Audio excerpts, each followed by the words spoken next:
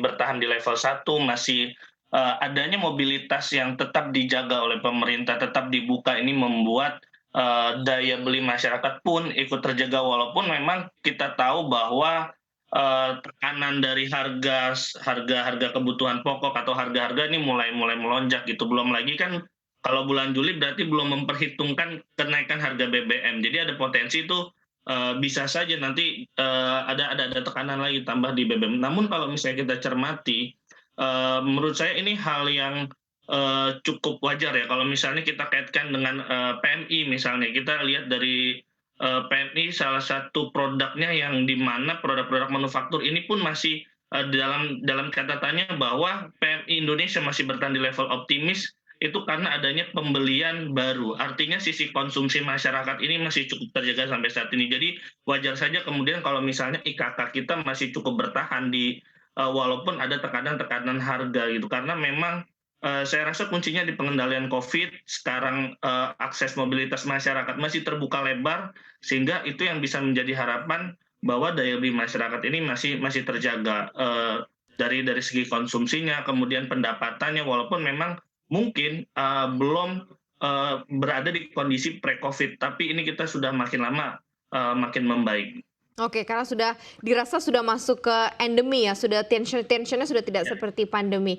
Tapi kalau kita, masukkan kemungkinan atau asumsi dari kenaikan BBM, bersubsidi yang baru ditetapkan di pekan lalu begitu, ini akan cukup menggoyang level IKK di bulan, September atau tidak nantinya? Karena kita tahu bahwa bahkan perhitungannya kalau seandainya kenaikan harga BBM ini bahkan bisa menyumbang, ke level 7% inflasi di akhir tahun. Berarti kan mungkin saja level yang tergoyang untuk IKK akan cukup besar, Mas Robertus?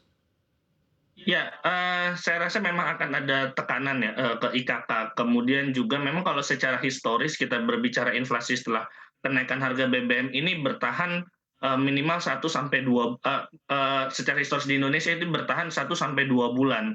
Setelah itu kemudian inflasi mulai melandai, artinya mulai ada adaptasi di sana. Namun, kalau misalnya kita bicara IKK bulan September, saya rasa ya mungkin akan tertekan gitu. Namun kita lihat, berapa kan levelnya di angka 100 ya, saya rasa masih akan berada di zona optimis. Melihat ini diimbangi oleh juga pemerintah kan kenaikan harga BBM tidak serta-merta dilepas. Ada BLT, ada bantuan langsung tunai yang, harapannya bisa mengkompensasi daya beli masyarakat ini yang turun. Saya rasa itu yang mungkin masih mampu menopang IKK kita berada di level batas 100 atau di level optimis, di bulan September walaupun harga BBM naik, walaupun kemungkinan inflasi bisa naik diprediksi 6 sampai 7%.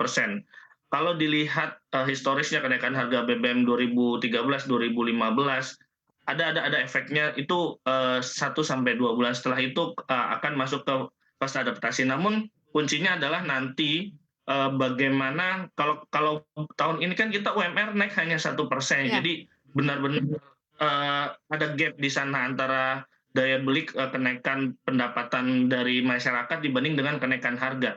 Nah, kita lihat kalau misalnya asumsinya adalah 2022 hanya naik 1% karena inflasinya juga minim, ketika kemudian inflasi kita bisa menembus angka 6 sampai 7%, harapannya ini juga, UMR, masyarakat juga akan setinggi itu, sehingga ini bisa lebih menopang lagi daya beli masyarakat untuk tidak, benar-benar sangat tertekan, apalagi di tengah ketidakpastian ekonomi saat ini. Mungkin saat ini, BBM naik gitu, harga-harga tinggi, namun kalau melihat pernyataan bahwa perang masih akan berlangsung lama, pernyataan Pak Presiden Joko Widodo, perang masih akan berlangsung lama, artinya masih adanya ketidakpastian ini, mungkin, bisa jadi bahwa harga minyak atau harga komoditas akan bisa lebih tinggi lagi nanti. Nah, ini yang perlu diantisipasi dengan menopang daya beli masyarakat, entah itu dengan BLT atau kenaikan, UMR. Menurut saya itu yang, bisa lebih menopang, daya beli masyarakat nantinya. Atau mungkin memang tidak langsung terpukul di September karena butuh waktu mungkin sekitar, relaksasi, agar mungkin lebih terasa begitu ya kenaikan BBM-nya sehingga mungkin September akan lewat begitu saja, mungkin akan tekanannya lebih dalam di Oktober atau November, agak tertunda begitu 1 2 bulan. Anda melihatnya seperti apa? Kalau kita based on minyak misalnya, secara global kan sebenarnya sudah ada penurunan, harusnya bisa dilakukan juga pemerintah untuk adjustment harga yang ada di pasar, Mas Robert. Iya, kalau misalnya hitung-hitungan tim riset CNBC, walaupun di-adjustment dengan harga sekarang di level 90 atau 100, tidak di angka 110 ke atas, itu harga keekonomian masih di level 14.000.